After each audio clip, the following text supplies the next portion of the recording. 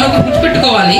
ప్రభు ఒక మాట అంటారు, ఎక్కడ ఇద్దరు ముగ్గురు నా నామంలో కూడుకుంటారో నేను వారి మధ్యన ఉంటాను, వారి మధ్య నేను నివసిస్తాను.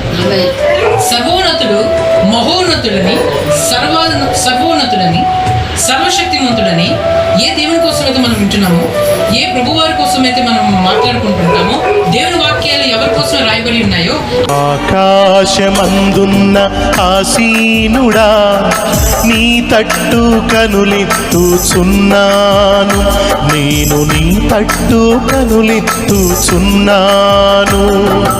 ఆకాశమందున్న ఆసీనుడా నీ తట్టు కనులెత్తుచున్నాను,